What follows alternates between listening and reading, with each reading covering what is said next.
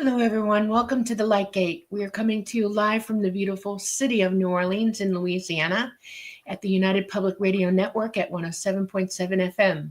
We're also talking to you from the United UFO Paranormal Radio Network at 105.3 FM. We are on Facebook, we are on Roku, we are on Rumble, and we are on YouTube. I want to thank our sponsors quickly. Thank you. We love you, Carnation. You make the best for us. You help us, and we appreciate you totally. We have a wonderful guest tonight, and I want to let Preston go ahead and go.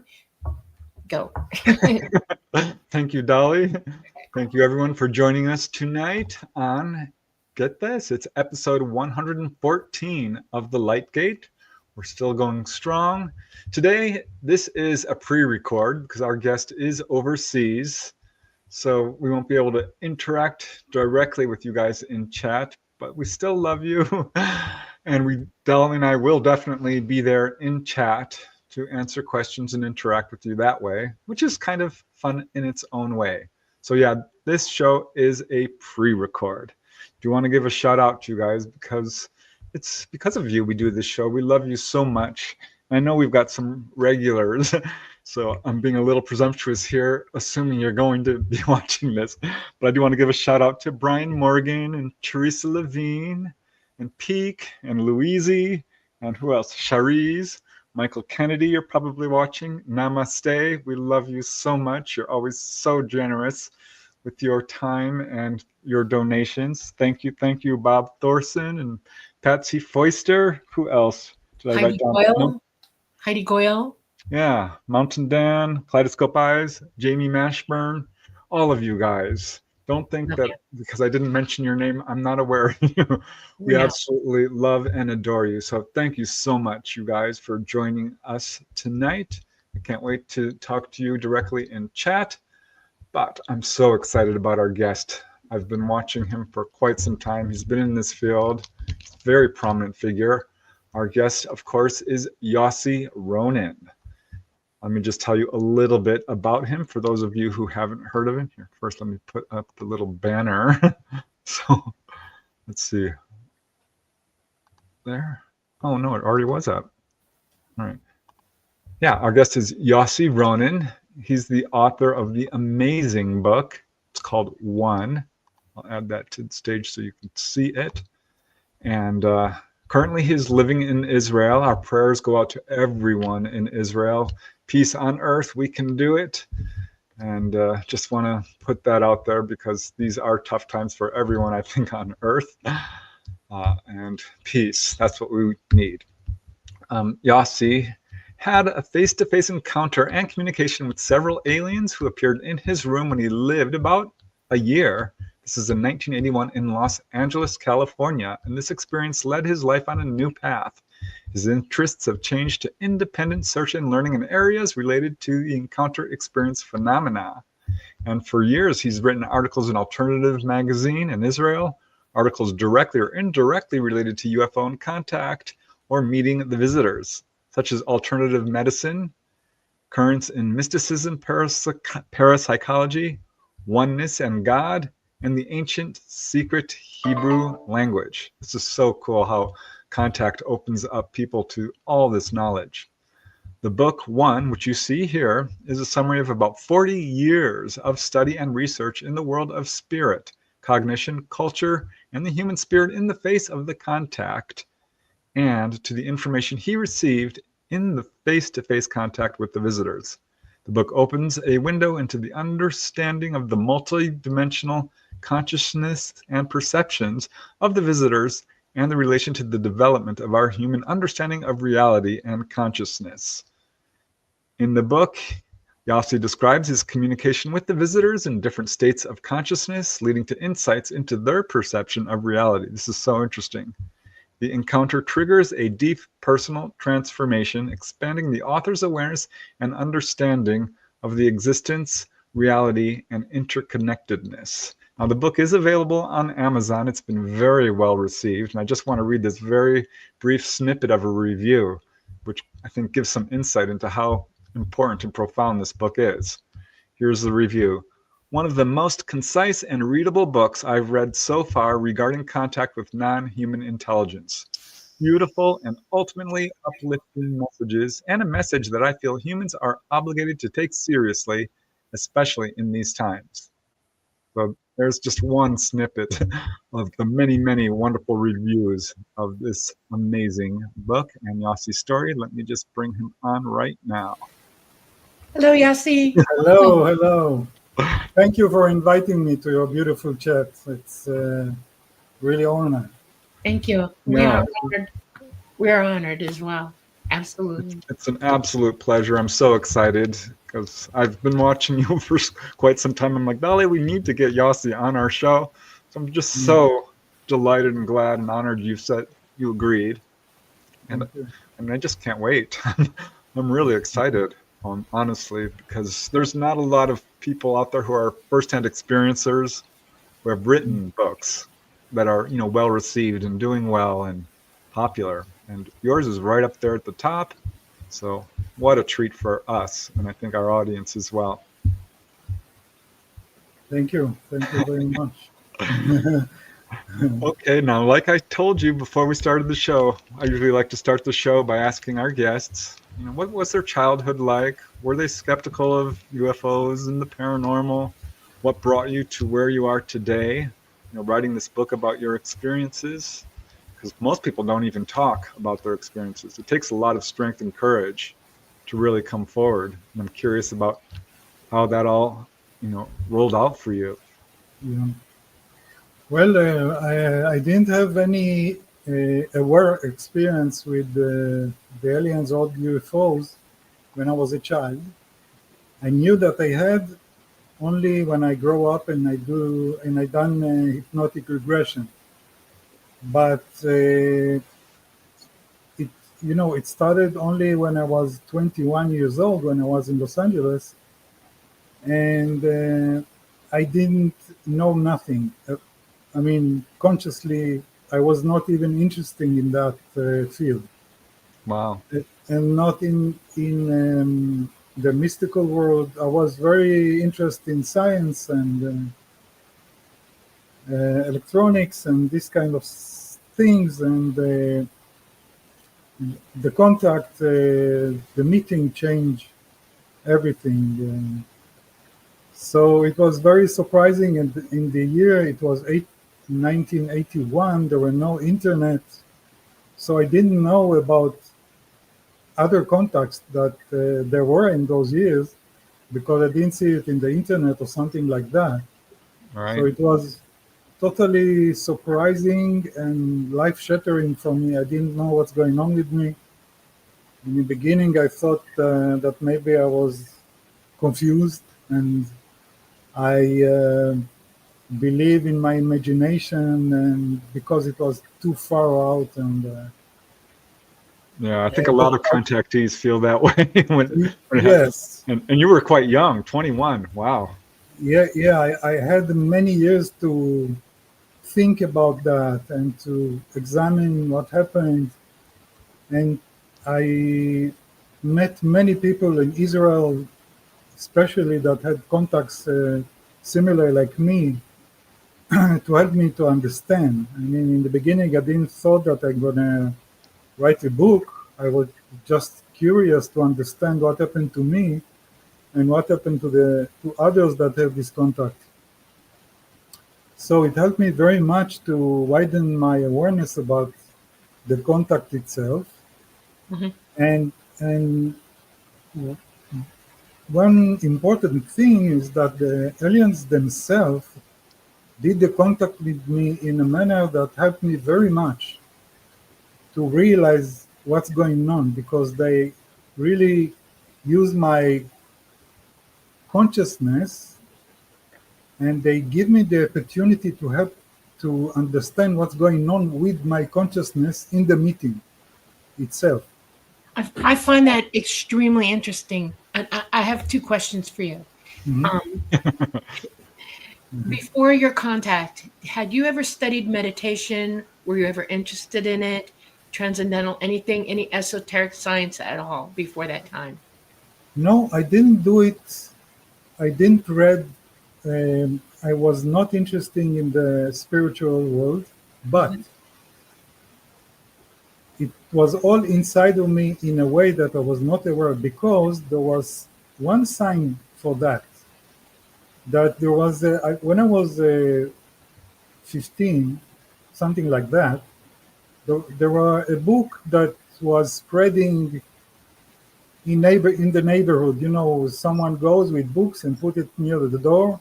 Right. And that book was a translation to Hebrew of a Hindu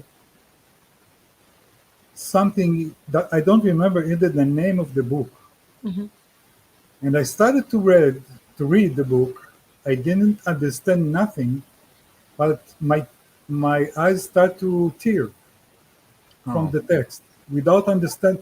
It gave me a strong emotion of something that happened to me when I read that text. I did not understand it. It was real deep, probably Hinduism of spiritual something. And it all started really only after the contact. Wow, that is very interesting. What was your second question, Dolly?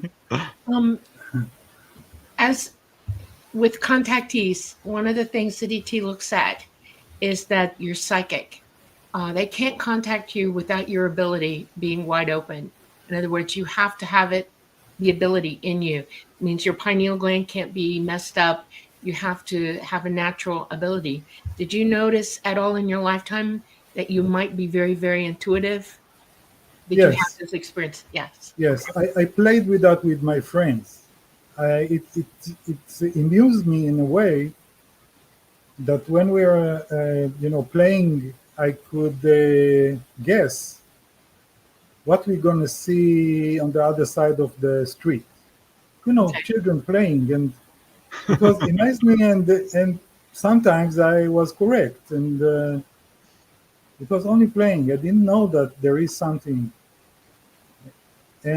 But there is something in my family that we have lots of out of body and there it is. Whoop, there it is. Okay. Yeah, keep going. It's something in the body, probably. It's something, a lot of out of body and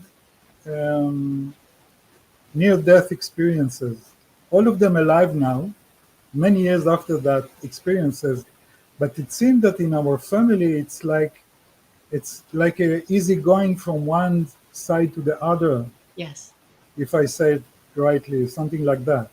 Okay. My mother, my two sisters, my grandmother, all of them. Amazing. It's apparently you. Okay, now I do have one more question.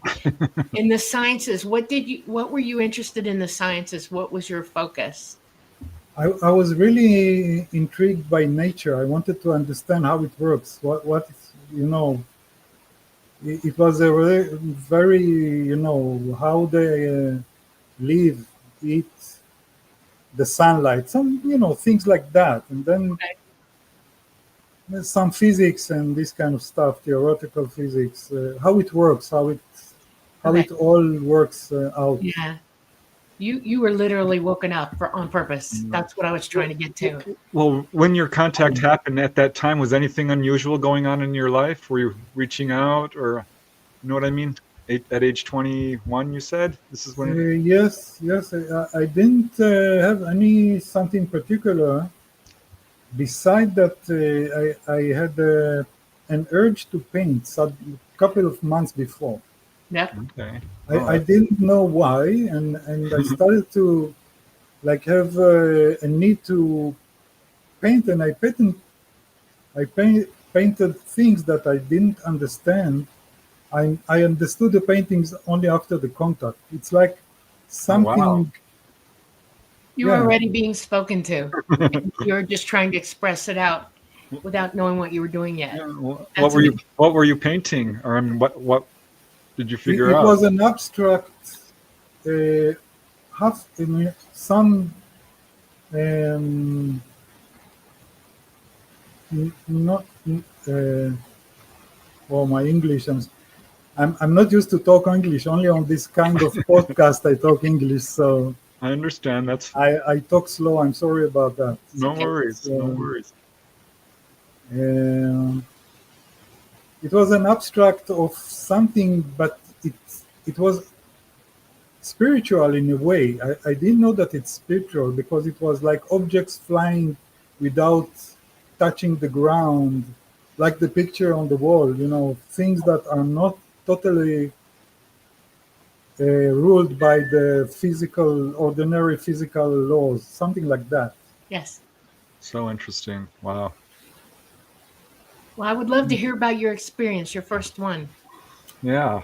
Yeah, okay. So a little bit forward, the contact was a little bit complicated, and in time I saw that many people don't understand what happened, and I give this forward to help it. The thing is that they gave me the contact with two kinds of our consciousness. In the beginning, it was when I was sleeping and I was an out of body experience, and they were in the room and we made a telepathic communication in that out of body. And then I woke up in the room and they were still standing in the same place. Wow. And the communication continue, but now totally through the body.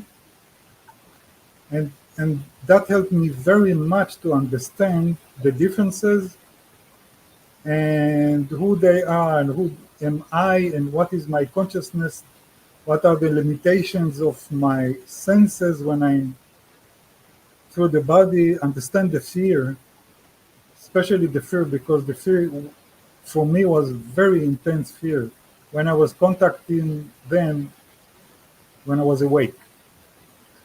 So, Wow.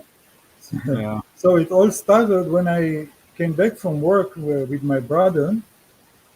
It was afternoon, and he went to his room to rest, and I went to my room, and I fall asleep. And the first thing that I remember after that I'm out of my body, looking at my body sleeping on the bed. Hmm.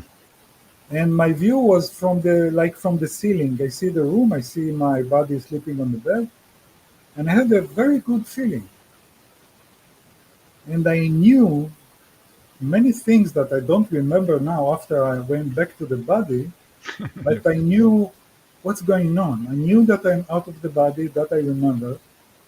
And my vision was not through the eyes, and but I could see. I could see my body, I could see the room, and and in that situation, I saw in the room the aliens too. I saw one of them standing near my bed, looking at my head very closely, and the other four or five walking in the room, touching things, examining things, and they were very joyful. They were like kids that's looking at a new place to travel, something like that. And they were in a very joyful mood, and and we were aware to each other totally. And they were like familiar for me in that situation that I'm out of my body, and I'm aware that this is me. That thing that look at my body is the real me, and the body is only something that I'm going back to. I'm going. It's only a vehicle. Yeah. I find the word in the years, but in that situation, it was a real natural understanding, and we felt like friends in a way, or family, something like that. Now, were they immediately aware of you out Yeah, of, totally. out of body? They were looking No, at you? the up of the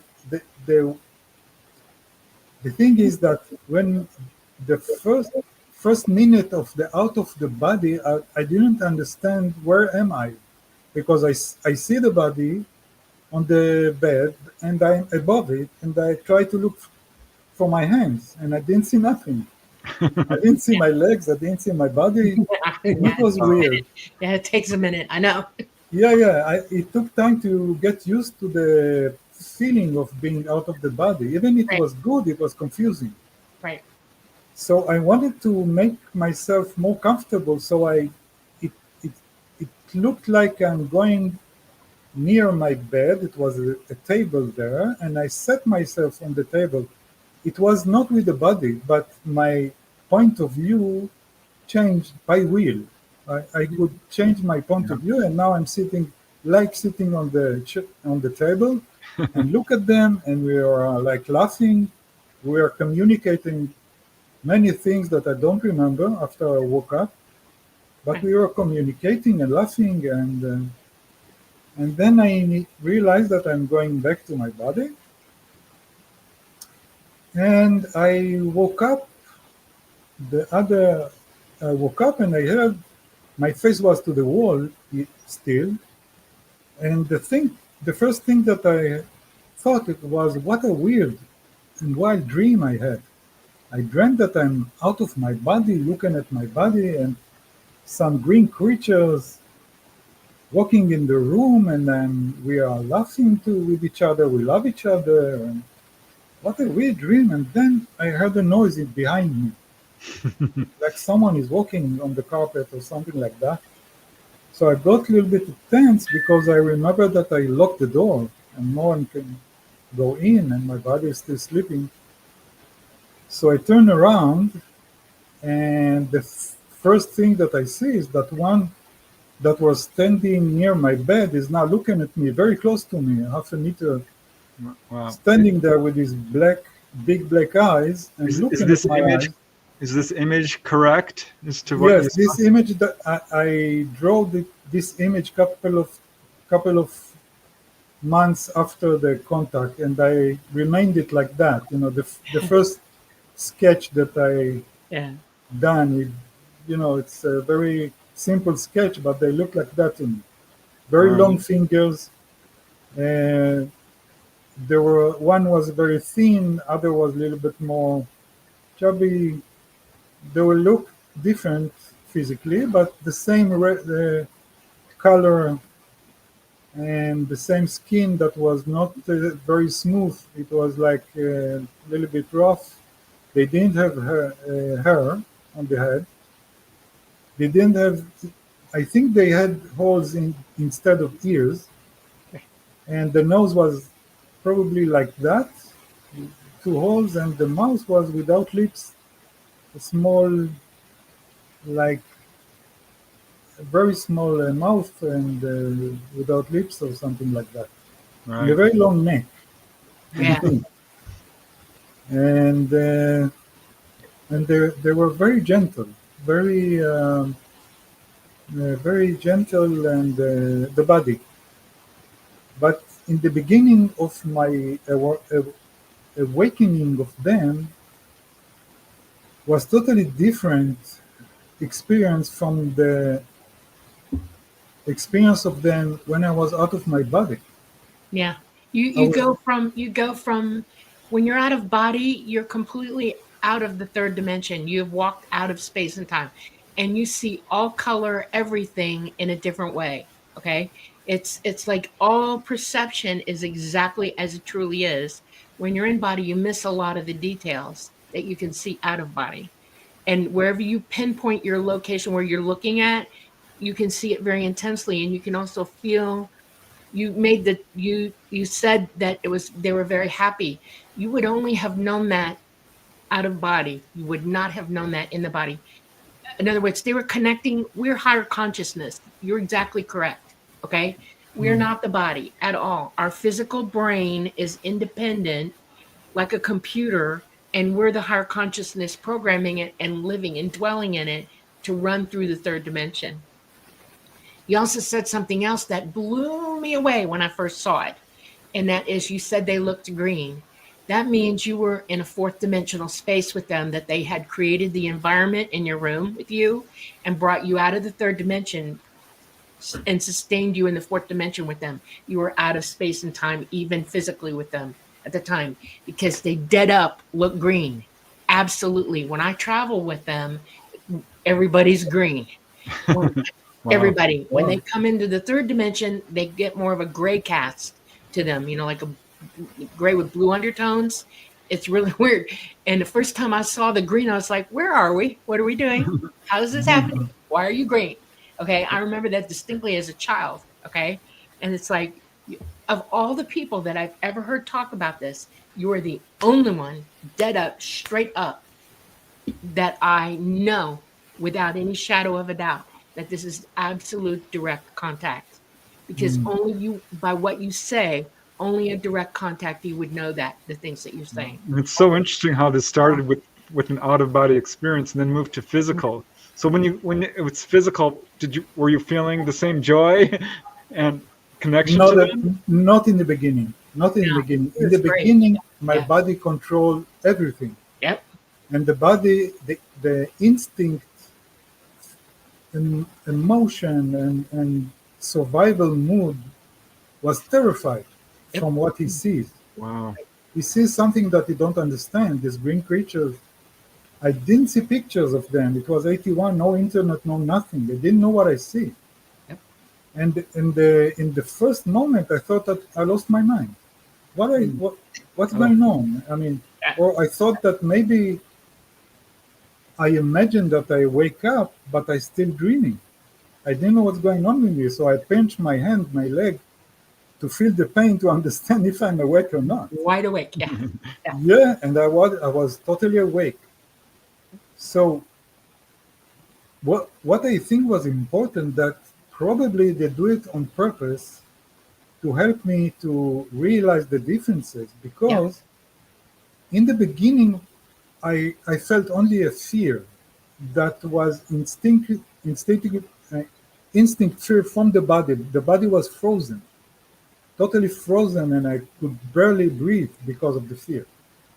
But I could not continue with that. I remembered the connection that we had before, and the love that we felt with each other, and that we are laughing. So I tried to behave or lower my fear, that maybe the fear is only mine. Right. And that started to do something. Now, part of the fear was that in the beginning, was that I heard a noise in my head. It was a noise like a drilling, like a driller in my head, like something like that, or a train that is going to Wow. go over me, a very strong sound. And when I started to lower the fear, I started to realize that that noise is not a noise. It is something that I'm now starting to realize that it's a communication. Right.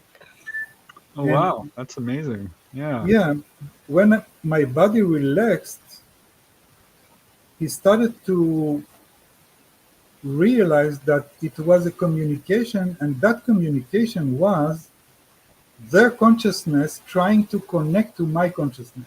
Yes.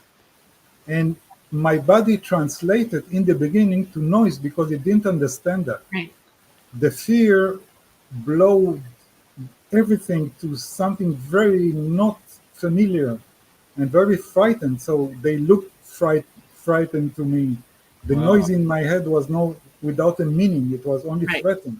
That's a really when I- important detail, I think, because other people have described this like they didn't tell me anything. They weren't communicating, but they were trying. It's Yes. fear overrides. So, yeah, that's my number one Exactly. statement to everybody. Y'all have to overcome how you feel about this and want Exactly. communication. And Exactly. you did I exactly have- that. I'm proud of you. You did something that I don't see very often. Yeah, I'm serious. Yeah, You know? many people that I met um, told me about that fear, and most of them, if they don't continue to realize that the fear is their fear, they stayed with the fear. Right. And when they stay with the fear, they stayed with the bad emotion and bad even visual way of looking at them, because it distorted everything, the Nice. fear. Yep. The body controlling everything, and he made you see something like a monster or something Right. that's Exactly. going to eat you or swallow you. Yep. Your brain overrides your higher consciousness, and it writes what it wants to write over it. Yeah, exactly. And he translate it in the way he can translate. Right. And even the high spirit of them that can be so open to have other one consciousness in their consciousness, for my body was like a penetration in the beginning, like something dangerous going inside me and almost going to control me. You know, this is the first fear, that something else stronger than you is going to control your mind or something like that. But when I relaxed, I heard that it was only the trying to communicate with me.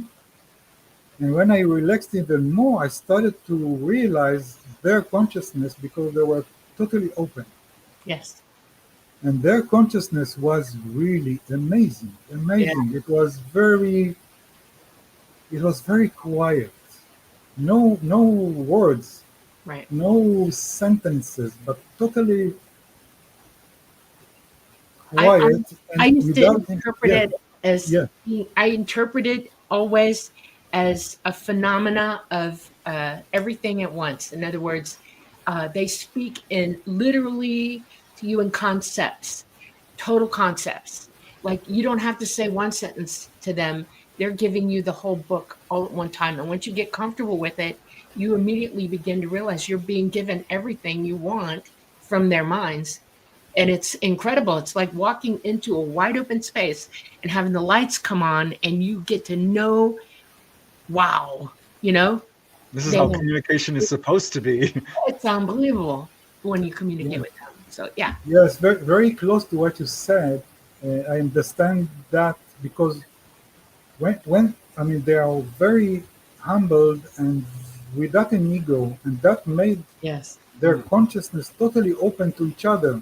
yep, With them, they were totally open to the other aliens in the room too. yes. Each one of them that was feeling or knowing something, each other one No, knew. immediately. There's no lying between them either. You can't tell Yes, lies. It's there were no absolute honest. Yeah, yeah, there were no borders between their consciousnesses, right. but they were not mixed with each other. Each one of them Individual. has his own personality, Yes, his own unique way of the way they're looked in a physical 3D, the right. way they think, the way they feel. But they were totally open to each other and knew each other one what he feels. And Yes. in that situation, they let me go inside too, Yep. into their Wow. consciousness. And it was amazing ride, because they were so wide, because they didn't have an ego. Right. They didn't shut down nothing. They were open to the trees, to the cat outside.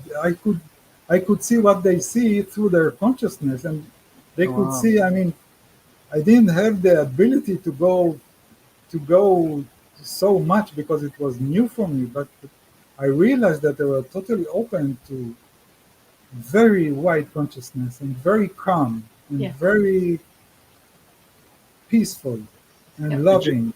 Did you have any sense of gender? Were these men or women? No, no, I They're all don't one. know. I Yeah. don't know if it was men and women, or not men and women, or both. I don't know. It was There's no something. separation of consciousness for them. In other words, they are, when you say that one, your book blew me up, because we are you, you are us, we are all one.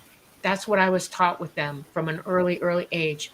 I have no separation in my mind in any way, shape, or form between me and any living object anywhere in this universe. We're all one. We're all the same in it together. And there is, gender is something that we experience in the third dimension here, because we procreate here. In other words, that's how we propagate the physical beings here. But there is no, they have genders in the third dimension, but they don't, they've gone way past it. There Mhm. is no separation in mind at all. It's all the Yes. same. And it's incredible. It's incredible. Mhm. Wow. This is, when we, I think many experiences, when they met them, they feel that oneness. I mean, they realize that oneness because they're really their mind. One of the main differences from our physical mind, not the spirit, because our spirit is the same. Right. We are in the spirit. I think we are aware of the one in a very natural way, but the body is not aware of that. Correct.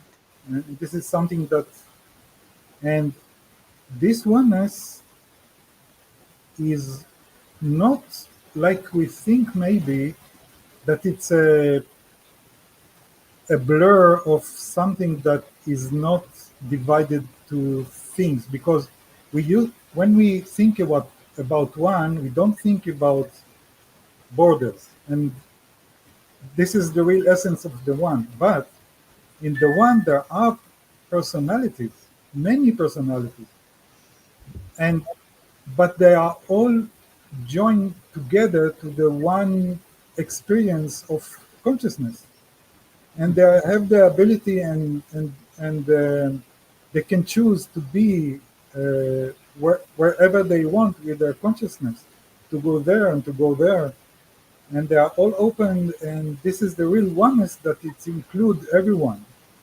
Right. It's not that they made a mess from them. It's totally the opposite, because I realized that I can go inside that oneness through the uniqueness of my consciousness. Yep. Not from forgetting it. Exactly the opposite. When I go inside my own special spiritual individual essence, on the other side is the oneness of everyone. Right. I was taught to use the word autonomy. We're all autonomous beings. Yes. And we're all Independent. part of what they consider all mind. We're all the all mind, all of us. Their Yes. conception of God is all mind. They don't use the word God at all. They say all mind. We are all mind, all Yes. together as one. But we're autonomous. Each one of us has our own unique signature of who we are. And we have our own memories. We have our own logic. We have our own path, life path, force. Exactly.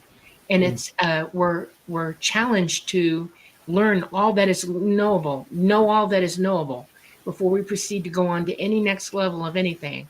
And it's interesting. I was taught that why we're here, this place here, is to learn and gain wisdom here, so that we employ what we learn.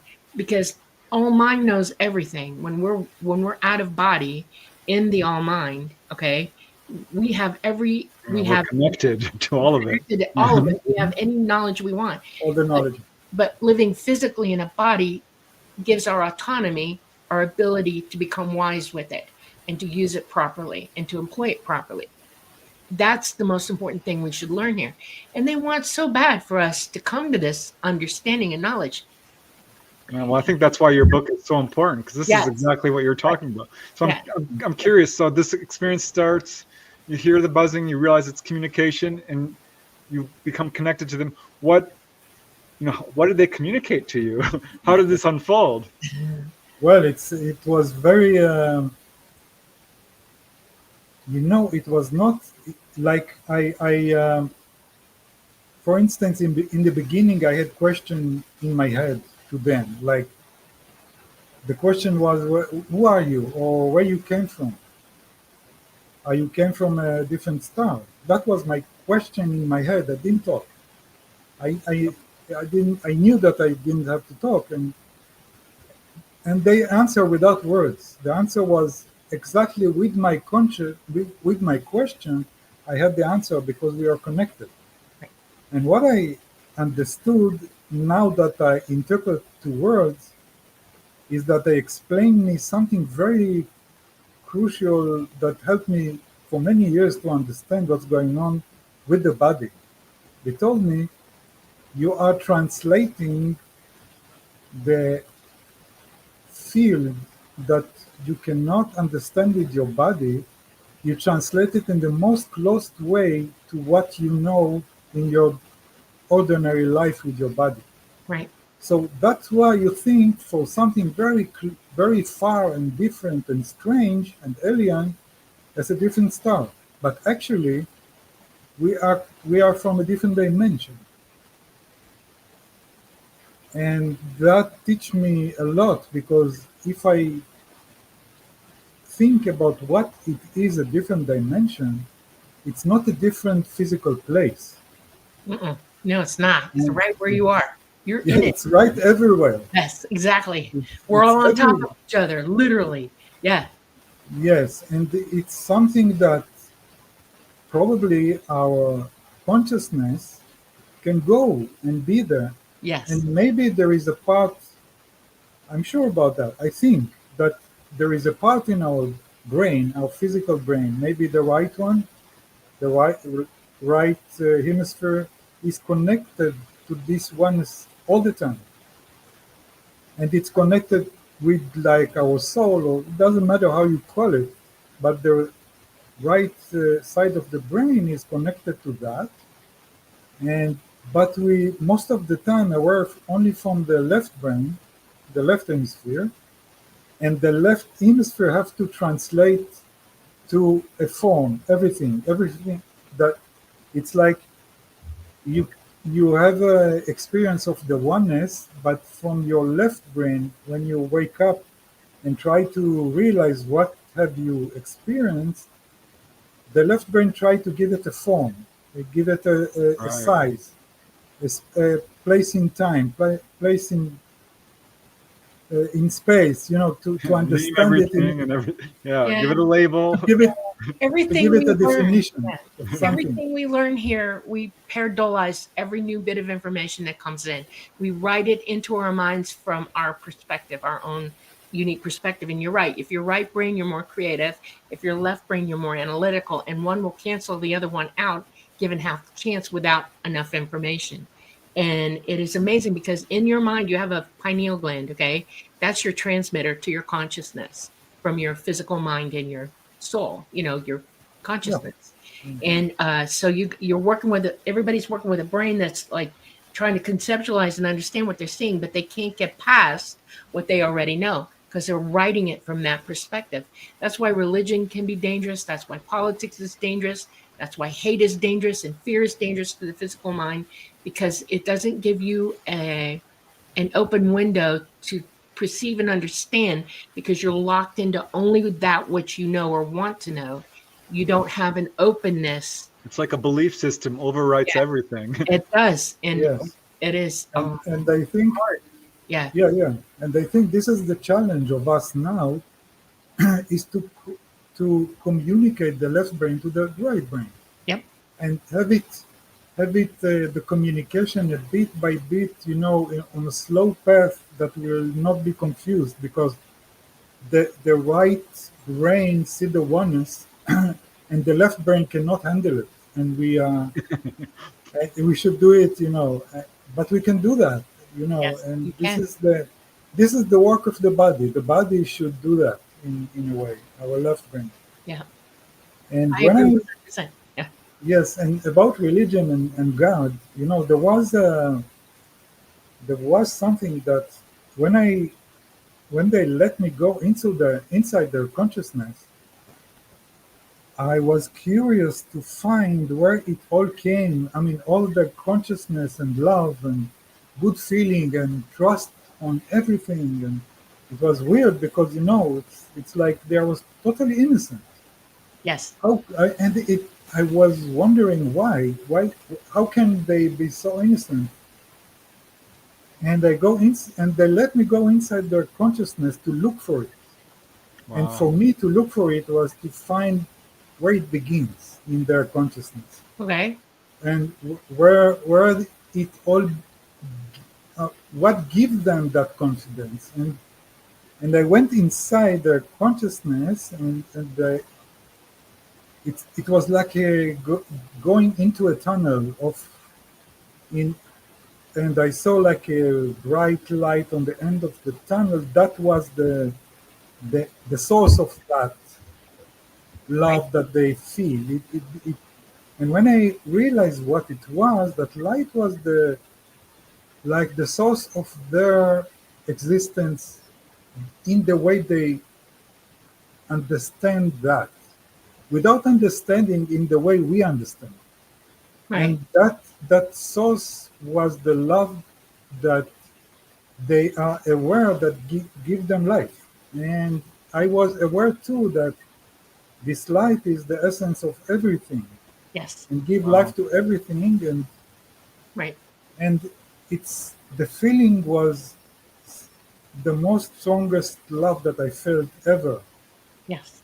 It was totally only Without love, boundaries. No boundaries. no All love. boundaries. Yes. And years after that, I realized that our true meaning of God is that.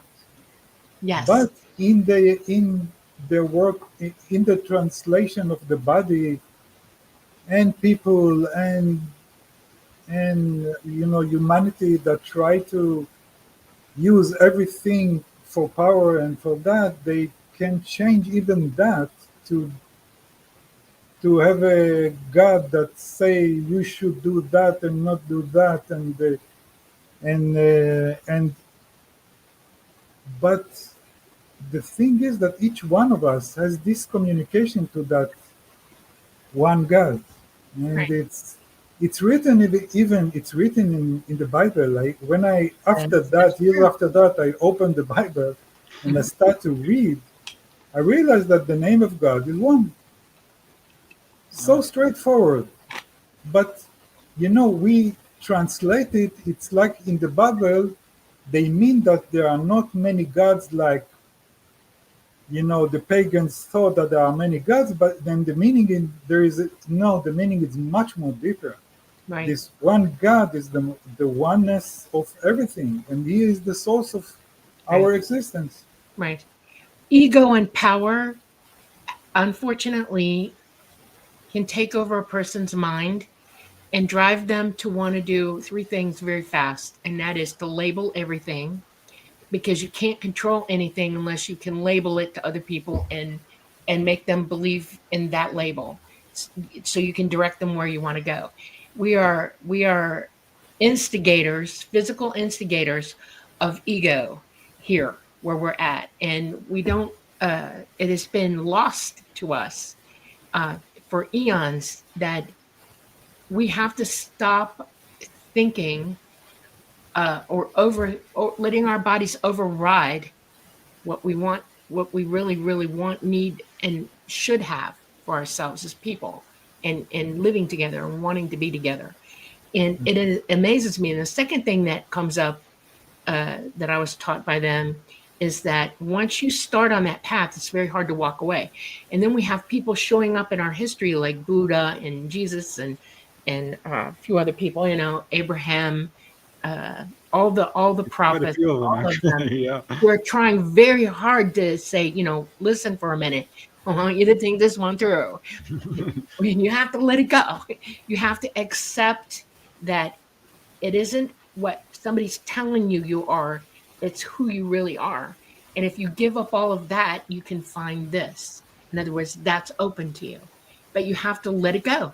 You have to learn how to become one in the singularity of thought, mind, consciousness, Exactly, Yeah. and exactly. and you can't get there if you're hanging on to all this stuff. Mm, mm. We don't take any of this with us anyway. Most people don't even realize that we're not leaving here with anything. We just came Yeah, here to experience. That's it. yeah, And the only thing you can take is what you learn, how you love, and understand the connection, and make the connection to that. It's the most important thing. And So, Yossi, when all of this is going on, are you lying in bed? Are you sitting up? Did you stand up? No, I sat on the bed in front of them, yeah. still frozen. My body is in his world frozen. My soul or my emotion or my consciousness was totally blissed by experiencing their consciousness and that light of, I can say, God, because this is my interpretation of God. Yep. Yeah. And I was so blessed and happy, and my body totally frozen and even shaking from fear. You know, it's the differences between who we really are and the body Yeah. that is totally built for living in that 3D world that threaten him and try to eat him or trying to control him, and the body he doesn't realize.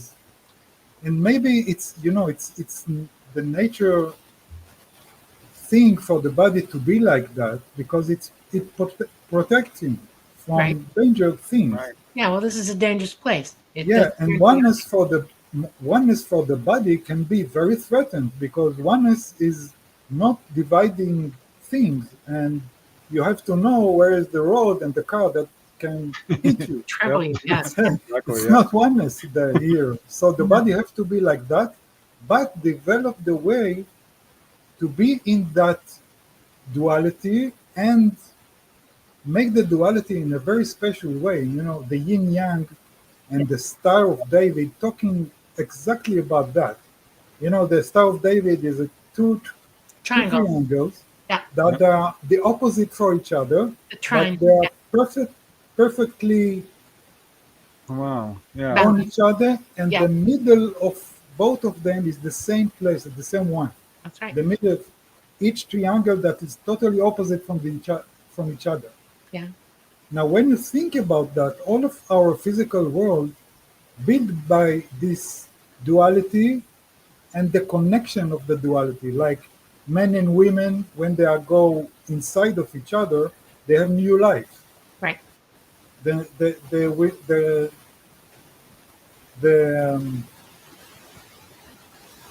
so many things that I'm black out totally from that. Everything is like that. Yes. No, it's the Beautiful. Yeah. yeah, and the dark and light, and the good and bad. And even if in the Bible, the first like scene, you know, the way we interpret the Bible, the when man and Adam and Eve was in heaven and everything was okay, till they ate from the fruit of the knowledge of good and bad. That duality, good and bad, it's not the way the story is explained in the usual way. The real essence of it, you can now understand that the real root of our lower consciousness is to separate between the good and bad from the one. Right. And that was the fruit. It was the knowledge of good and bad. Right. And the man ate from the fruit probably to be wise like God. But Yeah. for God, good and bad are one. But for the human being couldn't have the ability to see them together, and we divided the good and bad. You know, good and bad, it's judgment. This is good, this is bad. And Yeah. that was the beginning of all the falling of our consciousness. So all the religion, the Bible is talking about consciousness, and we are not talking about that. When when in school they taught me about the Bible and this kind of stuff from God, they don't talk about consciousness at all. Right. But this is the real essence of the teaching of the Bible. Yeah. I know it's important to teach the differences. When I was young, I was taught by ET very specific ways. Okay. And one of the ways is that I don't see anything as except as choices that I make. In other words, everything I do has a purpose and a choice. And I have to sit and think about what it is before I do it, you know, unless it's an emergency. And then I better make the good choice because I could get hurt. But if I have the time to think it through and I understand things this way, this is the way they taught me to see it. It's either on or off, right or wrong, left or right, black or white. In other words, there's no gray area. I was taught that you're going to make a choice and you're going to live with what you decide, period. You can't stand in the middle of it and think of it later. You have to decide every moment of your life. And to understand that my consciousness is my guide. In other words, I have a physical body, but my consciousness is the driver. and that my physical mind needs to be in contact with me, who I really am, at all times. That's how they taught me. And we need to teach that to our children. We need to teach them that they're not just this, that they're more than this. Yes. Okay. Yeah. And to let it happen, to see things as they really are. Because you can't know what's really true without that.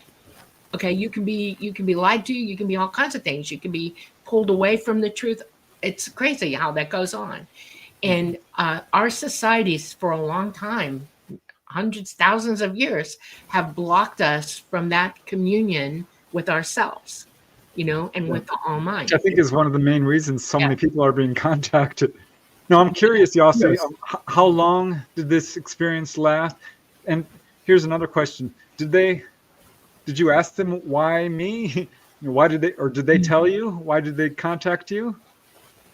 No, they didn't tell me, and I was so curious about them, so I didn't ask them about me, why me, or something like that. Yeah, it was so amazing, and yes, and the contact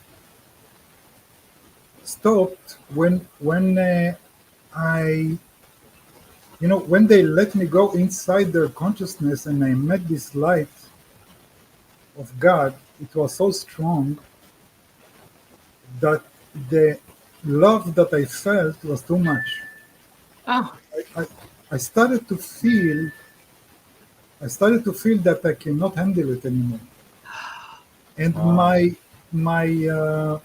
my rational thinking wanted to understand this light, to see what it is.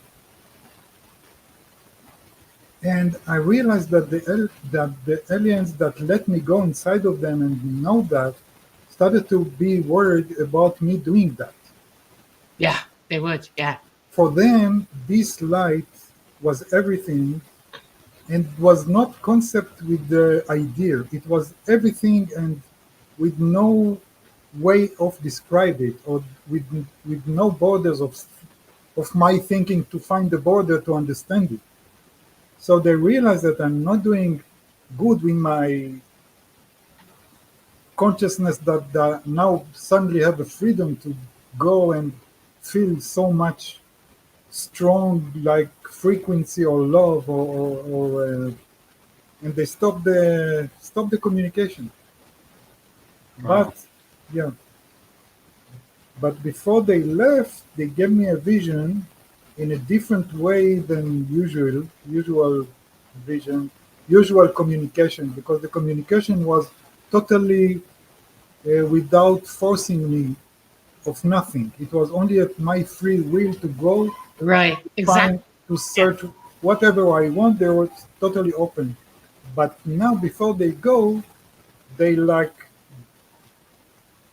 forced me to see something, and they forced me to see myself in a green field with a blue sky and high trees and a beautiful day.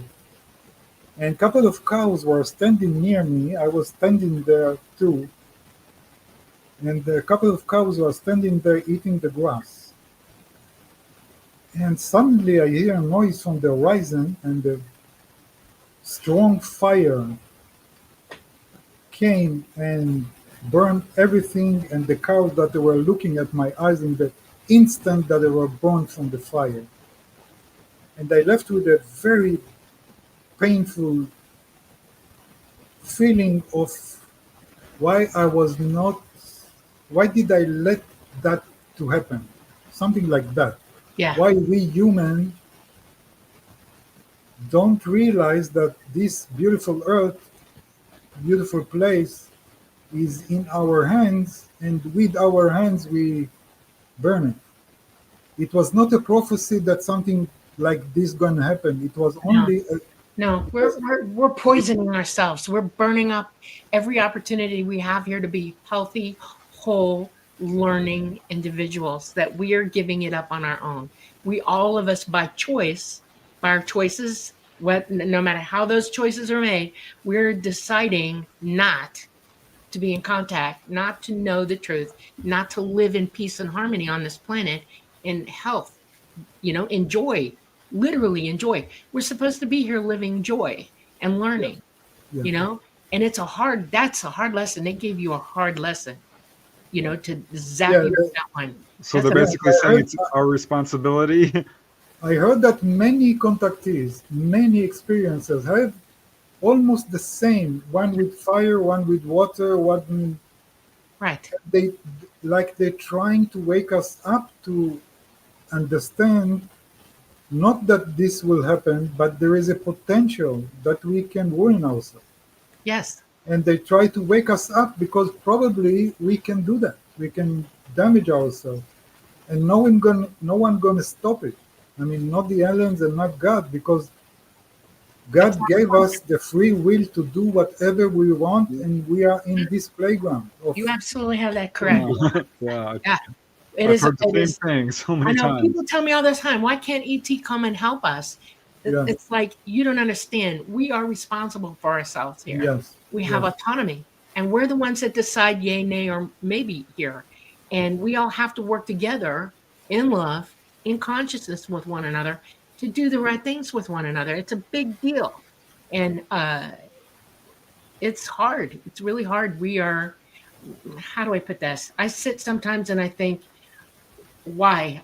The only reason I came out and started talking is I saw this very clearly, and I saw nobody expressing it or talking about it at all. And it literally compelled me to say, well, okay, I'm going in, I'm going to talk.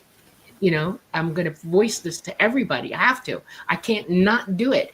I have a conscience, and it's compelling me to tell the truth about all of this. I think yes, almost all contactees feel this way. That message is, I think, their number one message. Yes. yes, yes. It's really, and see how in a gentle way they do that. They don't force us to see that. They No. don't force us to do something with that. Just they give me a very gentle Nudge. Yeah. way nudge, yes, but you can go and forget. It's not, you don't have to do that. You can remember that as a, you felt very bad, you saw a movie. It's your choice to take it seriously or not. Right. Amazing way they do that. I mean, I they know. help us without helping us. Yes. They Yeah. they move us without moving us. It's amazing. So This that's is the how onest way. experience. It's really, That's how the experience ended. Then that was the last thing. yeah, Then what and the happened? way the way they went out of the room was amazing too. What they done, they showed me that they are not physical. Even that they were physical when I saw them. I mean, after that, I understood that they can give themselves a 3D physical body when they want to be in a physical body and experience this 3D world, walking, touching. That's what I saw when they were amazed by touching things. And what they done that made me realize that they are going to their dimension is I was sitting there and watching them going far from me to the end of the room. They were standing near each other, in a circle, handing hands with each other, and they started to move the circle, like started to spin, walking and then like running. They were not running, but they were Oh, spinning wow. with each other, and the spin became faster and faster and faster. It became a circle of light, very fast light that gets small. This circle gets smaller and smaller and smaller to became to be a point of light that totally disappeared from my eyes, but not from the reality. It literally showed me how they go to other dimensions that I cannot see now, Yeah. and they disappear, and nothing left in the room. Yeah. I Like they think were never been there, and now I have to deal with that.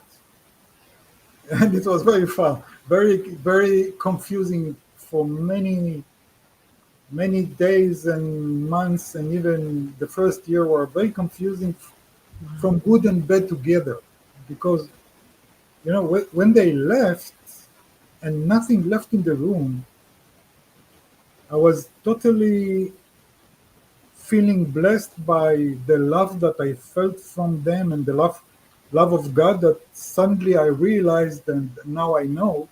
And now I know that everything that's happening here, all the bad things, all the wars, the basic of all these things is a good, loving reality that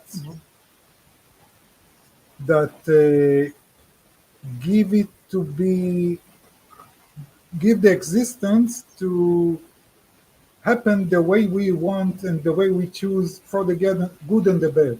And it's comforting because you know that love is the real reason to everything, even to the bad things that we see, and it's very hard for us to understand that this, poor things that happen, the base of that is love, because we cannot hold these two things together, that love and the pain of a small child, like even.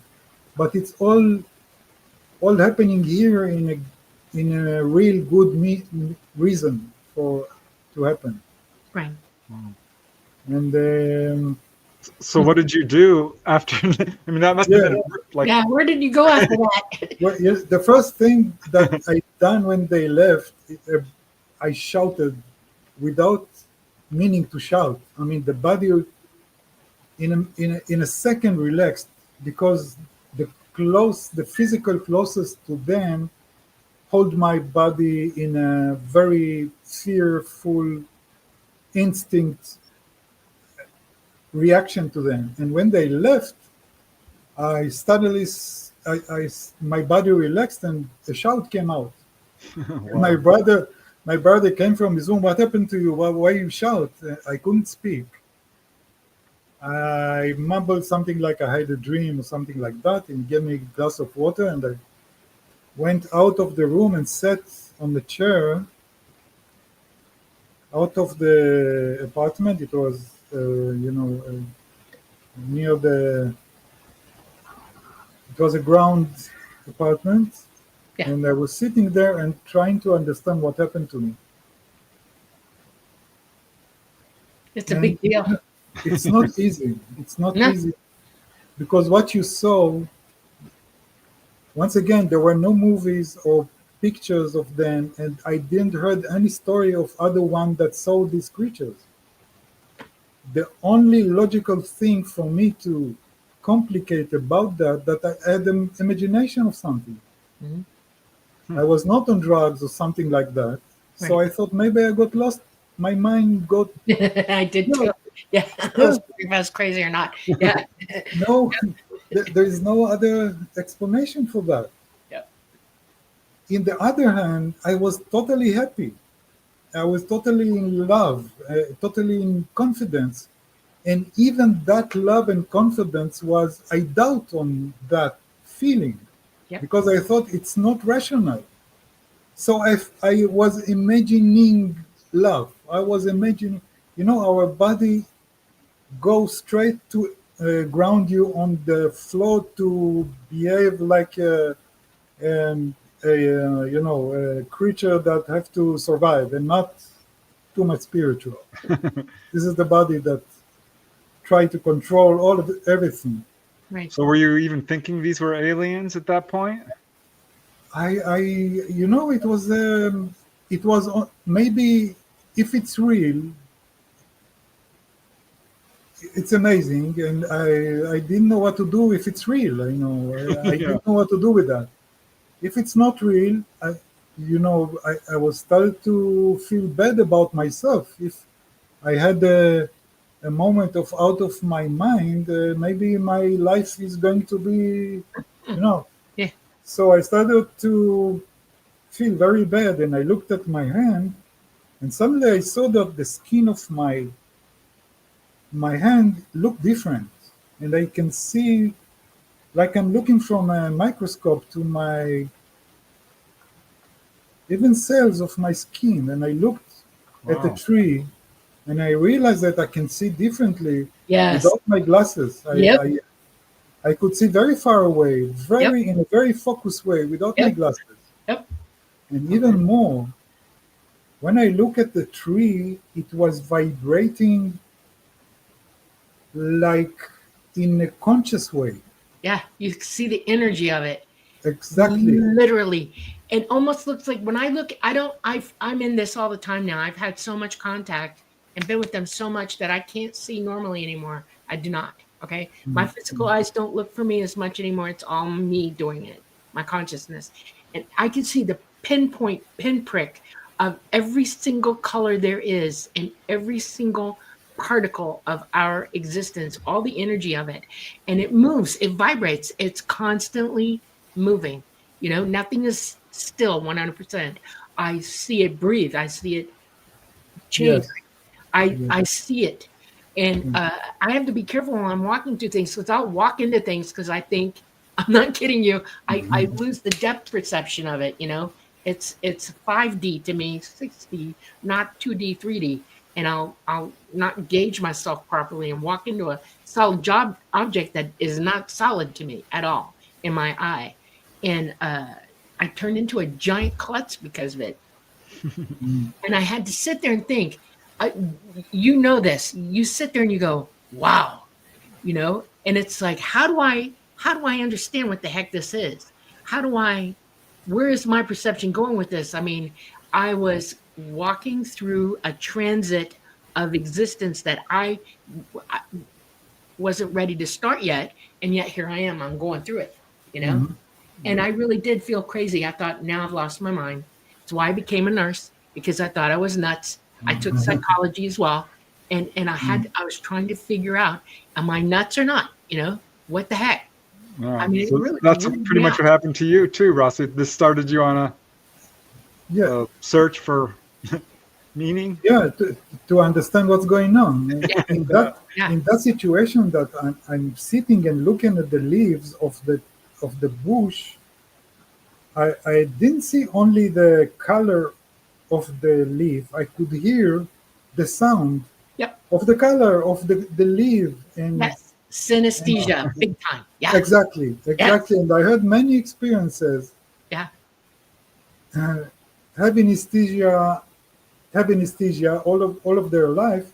For Yeah. me, it was for a couple of hours, Oh, wow. a very strong synesthesia, and then it moved. Amazing. I mean, it faded, but in that hours, it was amazing. I could understand like I could when I hear noises from the other side of the building, I could visualize what's going on there. Yeah, you communicate And with it. It's a and new I form of wanted to communication. understand what's going Yeah, on with yeah, me physically because I knew that the influence of the contact now done something in a physical way to my brain, yep. and and it's going to disappear in a couple of hours. I knew that, so Oh, I wanted to understand what happened that I could maybe go back to that situation. And what yep. I realized that my brain is now acting a little bit different. All the different senses started to have oneness between them. I Yes, mean, the sound and the visual get to like talking to each other, yes. and by Wow. that, the leaf have much more of Yeah. what we could see only by sight or only, and it become like conscious, and you can see, It's understand, sentient. So Yes, interesting. yeah, Wow. experience reality in much more wider than yes, the same reality that every day does. And yeah. another thing that was amazing in that situation that I was on the sitting on the chair, it was apartment with a couple of other apartments. Suddenly, my neighbor came home from work. Oh, It was late in the evening, and I looked at him, and he says hello to me. I couldn't speak. I raised my hand to him. And it was a very ordinary neighbor man. And when I looked at him, I suddenly saw that all of his body have fibers of like silver things that around him, Hmm. and immense love that he have in his, I don't know, heart or something like that. Right. Amazing love that he had, but he was not conscious of that at all. He was not aware of his immense love that is inside of him. Amazing, amazing energy flowing from it. And he was not aware. He was sad. He Oh, was tired. He was, I don't know what he was thinking, but he was, sad and depressed. And it was shocking. Yeah. And in that minute, you realize that a human being is an amazing entity that locked in a body. I believe it's a free will to be locked. It's not that someone locked us in a body. We came We for do a that. reason, right? We choose. Yeah. Yeah, we chose to do that to develop by these limitations. Yes. And it's really, that was the most uh, amazing experience of other human being for me. Yeah. It's very cool. We are all amazing. I wish we could all see it, honestly. Yeah. It's a goal for me to try to help people do that. Because we are one. We are in love. We are from love. We are born from love. Everything that we are embodies that in every way. And yet we've come to be in this body to learn how to be in love again from this perspective. You know, Yes. that's one of the greatest lessons we need to learn here, right? Yeah, the body limits everything and force us to confront many strong things that mm, don't let your love to to be.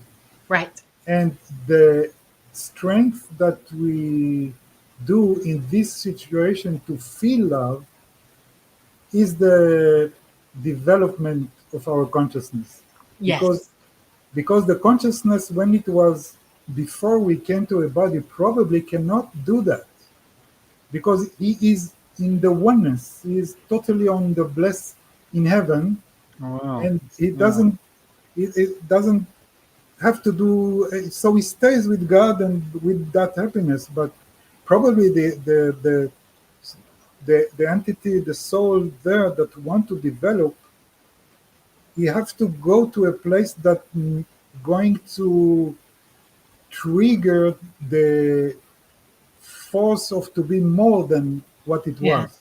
That's what I mean by employment of knowledge. Okay. Yeah. Love, the knowledge of love itself in the physical body and the physical mind, we have to learn how to employ what that really is. And by doing so, we need to start teaching it to others as well. Uh, we know everything in source, in the Almighty God, okay? But we don't have the ability, that wisdom of how to physically manifest it here, okay?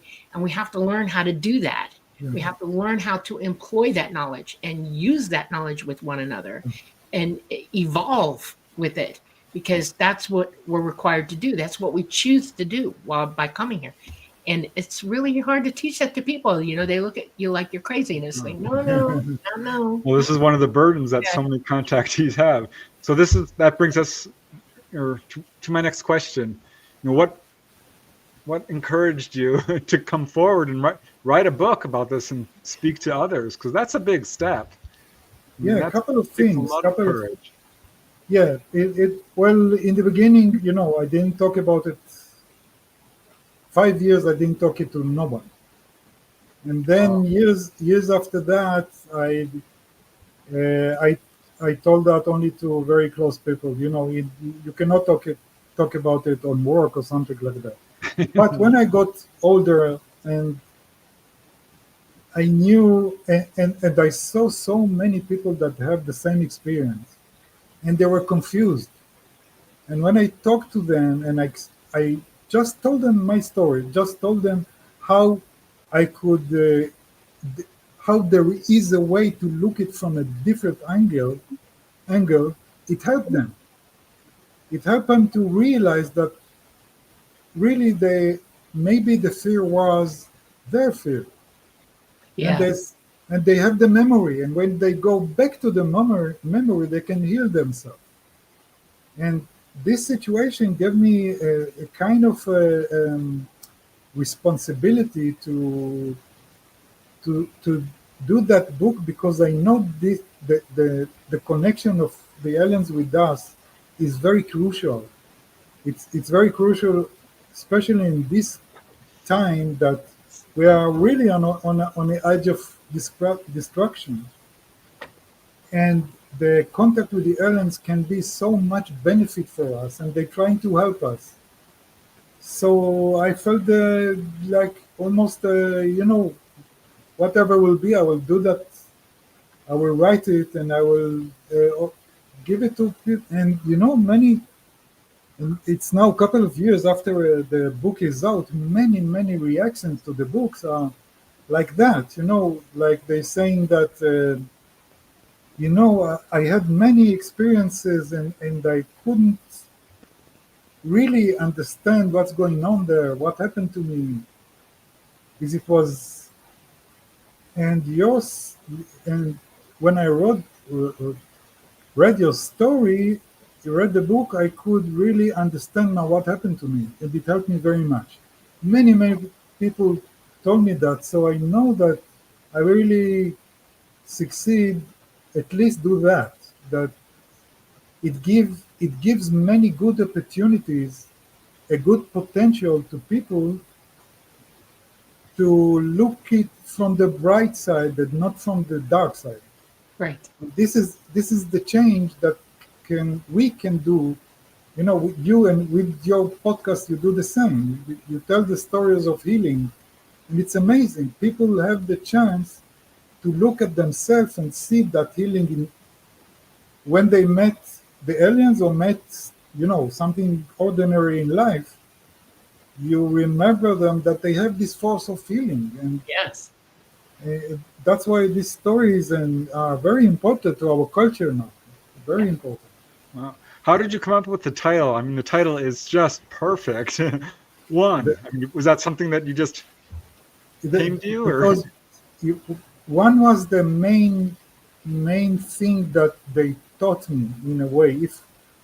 Because there were oneness with each other. The consciousness was connected, and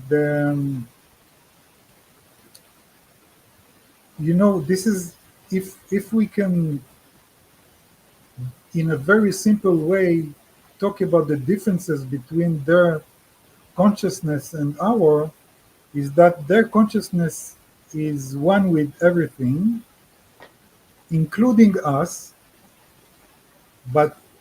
and our souls and everything, but we from the body don't see that one, even that we are inside of this oneness. And I want to give the title for the target or the purpose of the road of the book. Like like the road is to the one, and Right. and I wanted that the book will help to realize the oneness. So that's why I chose this title. Yeah, it's And lovely. I love that. Yeah. Yeah. Now, are you teaching this to others? I mean, do you have a resource where people can come and talk to you when they want to, or reach out to you for advice or anything like that? I don't have groups or something like that. I put everything in the book, and I was concentrated on giving in the book all the teachings that I got from them, because they teach me many things after that, Yes. not in a face-to-face contact, but because I didn't have Yeah. the courage to do that once again face to face. But they gave me an amazing dream that I could divide from a normal dream, and I put it all in a book, and it took me many years to write. Oh my goodness. And I think uh, many uh, each one that most of the people that read the book and talked to me said that it helped them very much, and they read it even twice. And so I think for now, writing this book and the new one that's going to it will take some time because I'm very slow. Is the most benefit way for me to give it. Okay. Wow. Yeah. Well, that's what's really wonderful about your book is it's not just the story of your experience. It's all the things you've learned as a result of it. Yes. Yes, I wrote the experience in the first chapter, and I wrote it in a way that the reader can experience with himself the experience. I didn't told what to experience when I described the experience. It was not very easy to do, but I did it in a way that people can feel it in a way. Yeah. And then I go to the rational, logical, explaining things in a way that they can, take it to the experience of reading the contract itself. Wow. So they continued to be in contact with you. Is that what you're saying? Yes, Through the dream state mostly? from the dream state, and even in writing, it comes very in a very good way, because when I try to write an idea that doesn't have words, that it's common thing with them. Like they give you an understanding without saying to you. They want you to write it. They want you to give words for that. This is the work what Yep. and Interpret the understanding of it. Yeah. Whenever I'm given, like if I have a question about something, they'll give me the answer. Okay. But I have to unpack it. I have yes, to work my way through it and understand it the best way I can, and then come to a rational or an emotional conclusion. In other yeah, words, or try to join the two together, which I do most of the time. I want to see both sides of everything and understand it as a whole, all the way around it, yes, And it doesn't always happen overnight. Sometimes it takes me weeks, yeah, yeah, a year. And then boom, the light bulb goes off and I go, now I got it. Now I got it. yeah, yeah. It's And like, yeah, I want to voice it then. yeah, exactly. And it took me so many years to finish the book because of that. Because I know that I'm translating, and Yeah. I know that in the translating and could be wrong. So everything that I wrote there, I examined by reality. Like I had the understanding of the oneness that we go when we when my when our body or mind or consciousness can be aware of the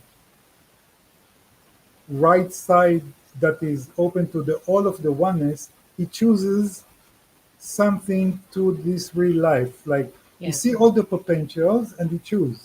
Right. And then the quantum mathematics being realized to me, and I saw that this is the same thing. I mean, the superposition, the idea of the superposition of the particles is that they can be everywhere, not in a particular time or space, but in everywhere. And Exactly. we observe it, and when we observe it, It's only in we that give it a shot, place in time. right? You take a photo of it, literally, and it's We frozen for choose. you right Yeah, there. Yeah. One of the things that you're describing also, and I find this unique, and I'm glad you speak to it. You give a better description of the process than I do. Is that everything I say to people, and when I'm communicating here, okay, from what I understand and what I know, I don't want anybody to take me for exactly what I say or believe me on the surface of it. I want you to do your homework. I want yes, you to research it for yourself. I want you to take what I say and learn from it for yourself. In other words, you have a job now. It's your job to take this information and go with it and yeah, expand it. And that's what ET teaches us to do, period. We can't, they can't give, that's why they don't jump in and give us everything we want. We have to yeah. learn it for ourselves, Of course, and it's because amazing. each one of us have a different personality and a different job to do.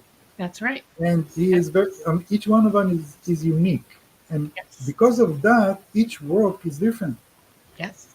But and exactly I was thinking about in the book, I was like I try to open the potential for the reader to find his own path Wow. by his own personality to do the work with himself, you know, and That's not wonderful. telling him do that, do that. I don't tell nothing to do. I just open the opportunities, the Yeah. potential. Give them, yeah, exactly, the opportunity. Now, here's a question. Did you speak to your family about all this, and how did they receive it? It was not easy. You know, and my mother was the first human being that I told him about the contact. There is a there is a good connection between me and my mother.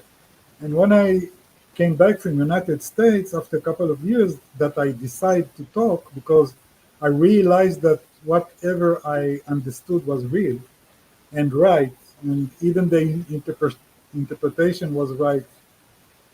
I, I, I wanted to talk about that. And I decided to tell it to my mother. And I remember the moment when I told her that, she lowered her head, and I saw that she's crying. Oh my goodness.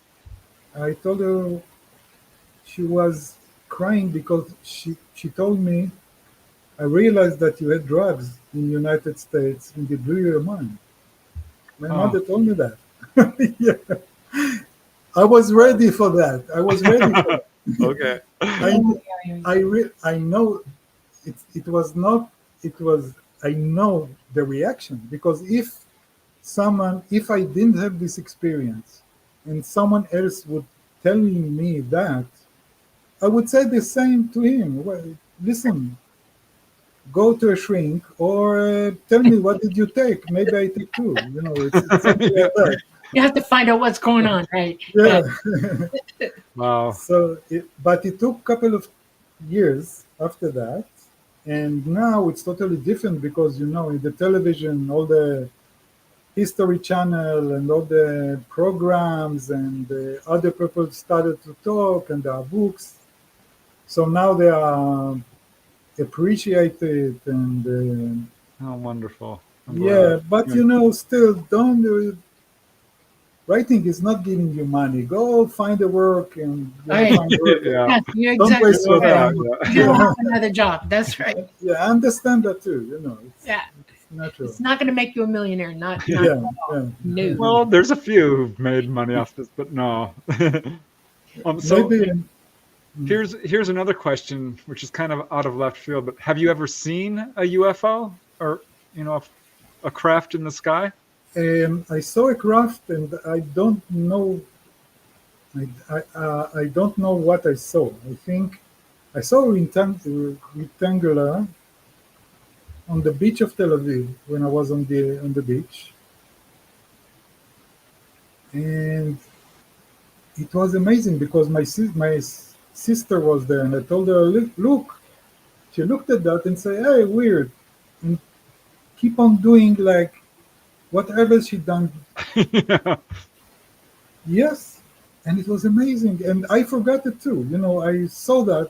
I saw it. Well, you see it, and you tell yourself, probably there is a normal reason for what I see, and it's not what I think UFO or something like that. You know, Was it daylight or nighttime? daylight totally on the middle of the night, very slowly going with the light in the middle of it, Oh, you saw it and on the RGB. That was ours, not UFO. yeah, that's what I'm thinking now because I heard many people that say that, Yep.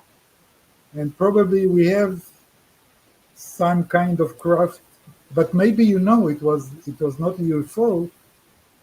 The stellars now there are these airplanes, that heavy airplanes, that if you look from the beneath and it's totally rectangle.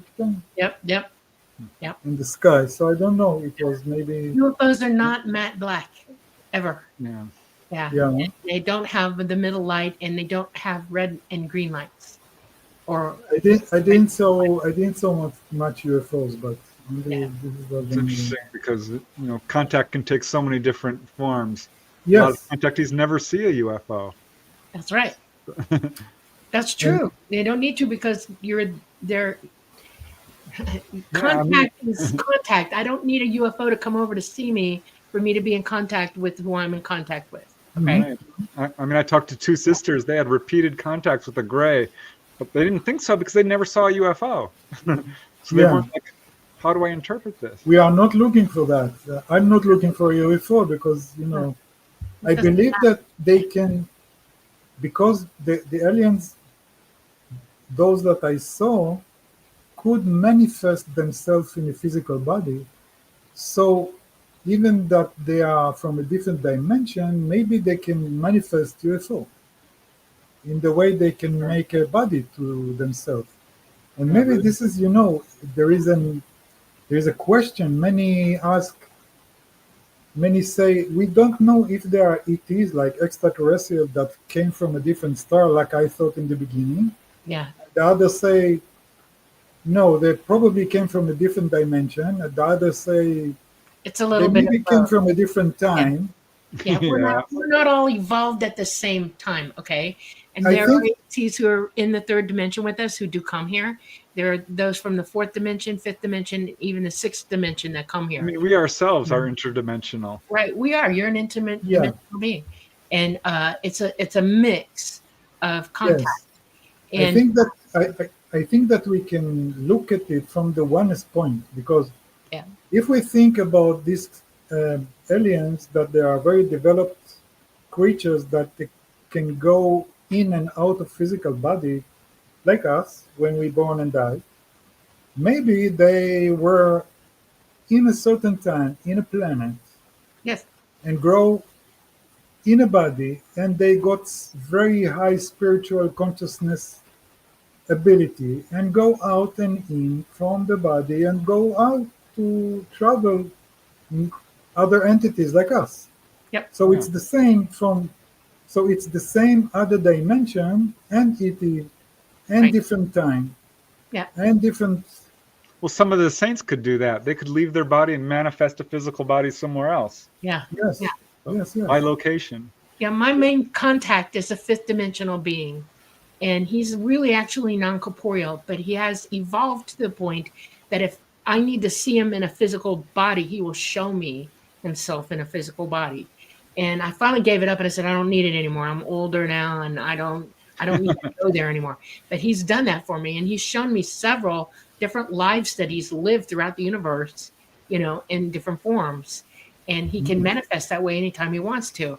Me talking about that to people makes them crazy though, because they think that's something wrong with that. You're talking to a demon. I'm like, no, No.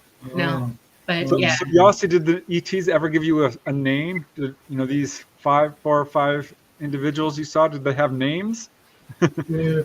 no, I try to stay with the understanding that they are not talking, and everything that I realized was in the awareness that I give words. So I think that people that give words to them probably give the most closest human way of giving name. And it's Yeah. real, it's not imagination. I yeah, mean the name that they feel is really describing that character of that alien. exactly. I Wow. have two that I named. Okay, one told me she knew I was going to want to call her something, and she said, "Just call me Mama." Okay, Ah, because I was thinking Mama. She reminded me of Mama. And then the other one has a name that I know he has a name, but I couldn't pronounce it if I tried. And I said, "Can I just call you this?" He's like, "Okay, I'm comfortable with that." So that's what I named him. yeah, Nobody else, me. I named him. yes, And Wow. yeah, you know, it's not really important to them. They are who they are, and you know who they are when you're with them. yes, yes, You can pick them out. It's like if they were to come to you again right now, you would know exactly that it was the same ones you saw before. yeah. Okay, that's important to understand. Yeah, when, You know. yes, when we, something that is similar is that when we are go out of our body, or many the stories of the near-death experience, when people go out, go through the tunnel and meet, um, part of them meet their grandmother that Yep. loved them very much. The Yep. other man meet Jesus that all of his life was praying for him, and the other one met an angel, and the other one met, Yep. and when come back, each one of them tell a different story. And what I think is that when we in that superposition, we saw them all are there without a specific form. They are all there, but when we go back, the experiencer translated in with his own personality and Yes. the most closest essence of love that he lived in his life. And his grandmother was the real example of love. And he see the face of her. And he is not imagining that he saw his grandmother. This is the thing. He really saw his grandmother, because in the oneness they all exist. But one can see the grandmother, one can see an angel, one can see, if he had a bad experience, one can see a demon. Say, I saw a demon. Yeah. And it's like with the aliens too, because it's going to the oneness with all the possibility, and we are grounding it for a special form. Now I have a burning question in my mind, because you did it. Yeah, I have a first couple contact. too. Do you know how to OBE, out of body experience? Yeah, that was exactly what I was going to ask, John. Have you had other out-of-body experiences? Nope. No. It Oh, was interesting. the one and only time that I had it. Wow. But I really, I don't try, because in the writing I got to a point that when I want to go inside that space of oneness, when I write, it start to do something in my mind that can show me more understandings and views, like Okay. views You of don't even need ideas. it. And You're already there. You're already there. yeah, it comes. That's right.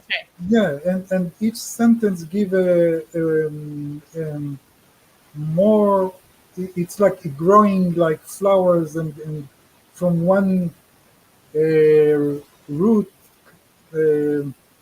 come many.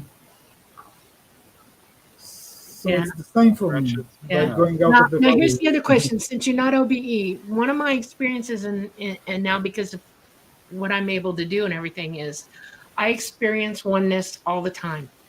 I don't even hardly have to close my eyes. I can contact anything at any time. In other words, it's always within grasp. My mind can absolutely go to where I want it to go. It's already there. Okay. And if I'll go through my day, and if something's perplexing me, I just broadcast the intention of what I want to know, and it's already coming back at me. They already know. It's like before I even know that I know it, they know it, and it's coming back at me. And I'll get directions, answers. Sometimes I'll hear. I'm not joking around about this. This is weird to me. I'll be flipping off something in my head, sarcastically, and I'll get that right back at me. Sometimes they'll flip a sarcasm right back at me and stop me from doing it. It's like, Nice. what are you doing? What are you doing? And I'm in constant contact now. I mean, I'm never not in contact. And I do OBE though. I Great. get bored at night. I don't sleep, so I'll just out of body automatically. I can out of body. But I learned it as a child, so it was natural. They didn't teach me it. I naturally did it on my own. But you're right. There's a point that you get to where you're so in contact with them. It's the singular. That's what singularity is to me. Okay, you're in the singularity of mind, and it's instantaneous. There's no mumbo jumbo or anything. You're just poof. You're there. Yeah. You know. I know that feeling, because I do a lot of writing too, and I absolutely get into that state of mind like, wow, it's almost like I'm not even writing this.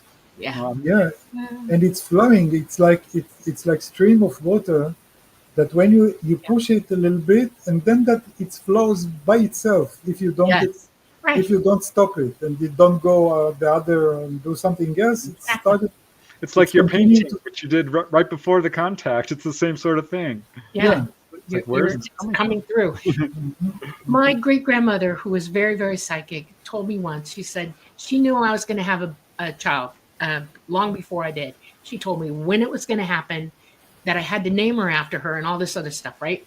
And the last thing she said to me, and this she told me 10 years before that, 20, maybe 20 years, it was 1981, same year you had your contact, and I didn't have my child until 1990, okay? And she said, I want you to remember something. This is a being who is coming through you. You don't own it. You must teach it, show it the way to go, and teach it to teach itself. The greatest gift you can give any child is to teach that child how to learn themselves. And I'm like, Beautiful. okay, I agree. I thank you. I'll remember that. And I tried to follow that, and it's unbelievably important. And you're just like talking about it without even thinking about it. You got that going on. And everybody, I'm just going to say this. If you're listening to this, go get the book. I think you need to read his book. Everybody, absolutely read this book. Okay. It is important because the lessons that you've learned, Yossi, are absolutely true.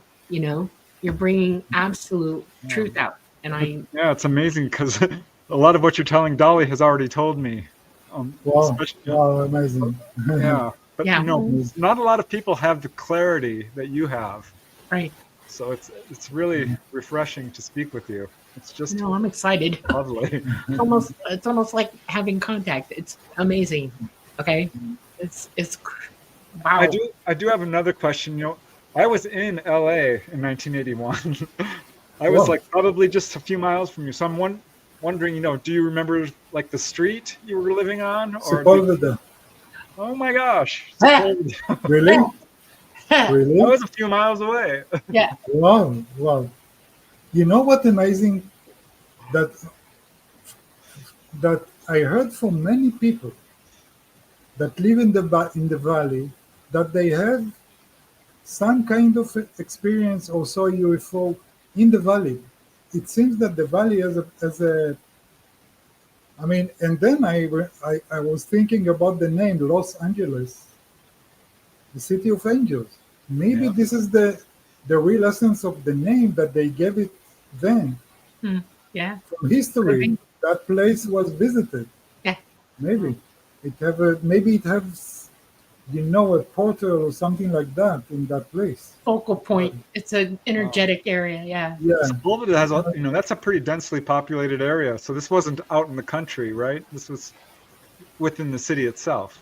yeah. So you've been there in '81 Yeah. on the area.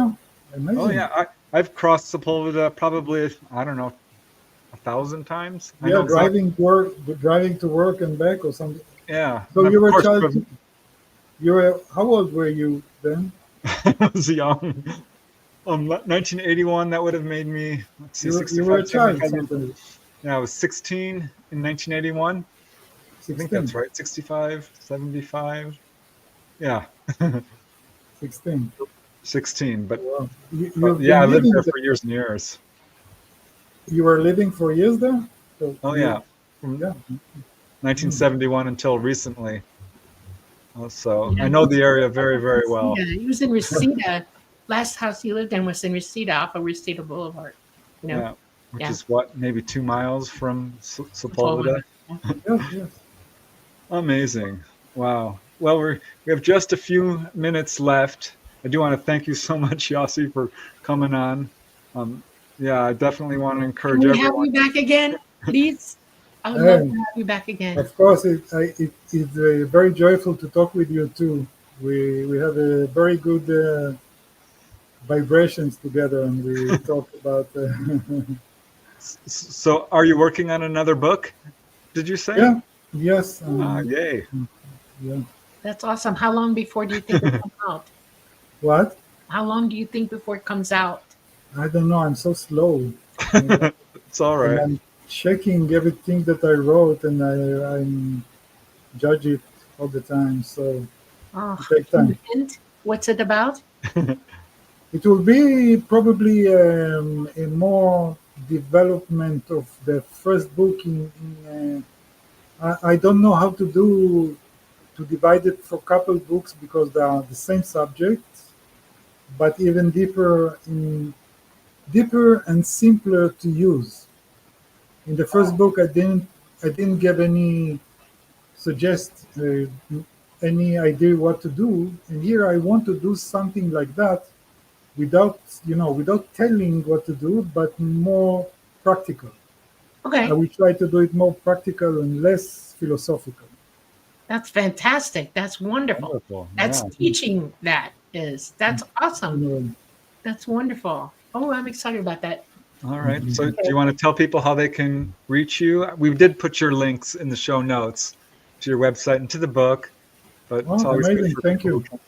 who can't see, because a lot of our audience is just pure radio. So, if you could let people know how to reach you.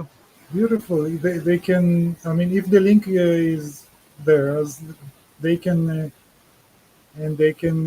The book is on Amazon, and I want to say that the each one that want to read the book and that cannot offer himself to buy the book, he can write me a mail, and I will send it to him. With Oh, that, with Oh. that. Uh, Is it available on audiobook? yes, Oh, good. it's, Yeah. that's yeah, fantastic. That's a really easy way to get a book because it's less than $5 on Amazon, right? yeah, it's something like that. And but I know that there are people that they want to read, but they cannot afford themselves. Yeah. So they can feel free to write me an email, and I will take care of them. Oh, Awesome. wow. That's a joy to know. Thank you. All I right. know a Any lot of last people listen. messages for everyone who's listening? Eh, well, I didn't thought about the messaging. Uh, I should think about the message for finale.